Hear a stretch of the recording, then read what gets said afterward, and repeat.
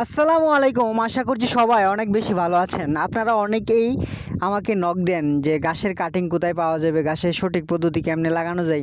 আজকের ভিডিওতে জানাবো গাছের কাটিং লাগানোর সঠিক পদ্ধতি। তো আজকের ভিডিওতে জানতে পারবেন এ টু জেড কীভাবে গাছের কাটিং লাগাইতে হয় আর কি।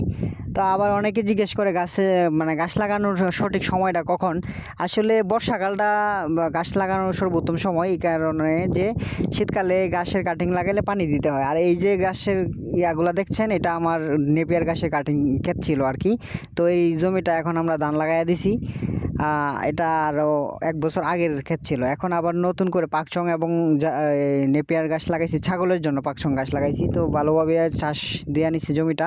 আপনারাও 2-3টা চাষ ভালোভাবে চাষ দিয়ে নেবেন যাতে মাটিটা ঝুরঝুরা হয়। আর একটা বিষয় হইতেছে, আমি এই জমিটাতে যে লাগাইতেছি এই জমিটায় অনাবাদি পড়া ছিল। আর এর আগেও গাছের জমি যেটা লাগাইছিলাম প্রায় 22 শতাংশ জমিতে, ওইটাও এমনিতেই পড়া ছিল, মানে অব্যবহৃত আর কি যেটা বলে। তো গাছের জন্য তেমন একটা ভালো জমি লাগে এরকম না, গাছ মোটামুটি একটা জমি হইলেই হয়, ভালোভাবে চাষ দিয়া পানি দিতে পারলে এমনিতে অনেক ভালো হয় আর কি। আর এই যে দেখছেন আমি গাছ লাগাইতেছি দুইভাবে। আজকে আপনাদের গাছের কাটিং লাগায় দেখাবো। এই যে প্রথমে একটু মাটি সরায়া এভাবে লম্বালম্বি ফেলায় মাটি দিয়ে ঘুরে ডাইখা দিবেন, এবং একটা থেকে আরেকটা কাটিং প্রায় আদাতের মতো একটা থেকে আরেকটা রাখবেন।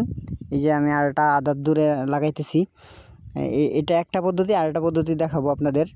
এইভাবে একটা থেকে আরেকটা আপনার 1 হাত দূরে, এই যে কাঠিটা দেখতেছেন এই কাঠিটা দিয়ে 1 হাত দূরে আমি আর কি মাপার জন্য এই কাঠিগুলো রাখছি।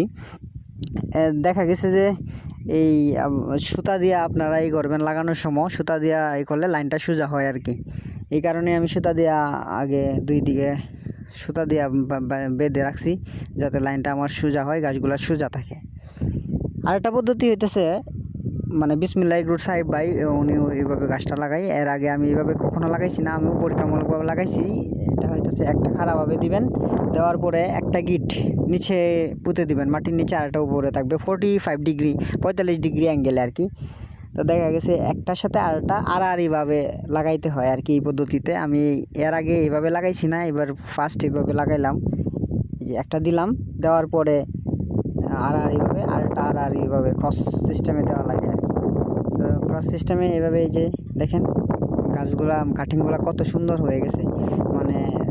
10 দিন বয়স হলে যেরকম কুশি গজায় এরকম হয়ে গেছে। এর কারণ হইতেছে আমি বস্তার মধ্যে 4-5 দিন এভাবে নিচে খড় দিছি, খের যেটা বলে, ওইটাতে কাটিং দিয়া পানি বস্তার ভিতরে ভরে তারপরে পানি ছিটাই দিছিলাম আর কি। এইভাবে আপনারা এই করবেন, কাটিংগুলা বস্তার ভিতরে ভরে 4-5 দিন বা 5-7 দিন রাখবেন, তাইলে মাটির নিচে 10 দিন কাটিং লাগানোর পরে যে গ্রোথটা হইতো এটা আগে এরকম হয়ে যাবে আর কি। এতে একটা সুবিধা হইতেছে 30 থেকে 40 দিনের মধ্যে আপনি ঘাস কাটতে পারবেন, এই সুবিধাটা আর কি।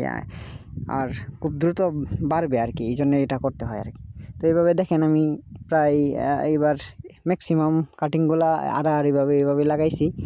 আর কাটিংগুলা 2টা গিটের হইলে আর কি ভালো হয় আর কি।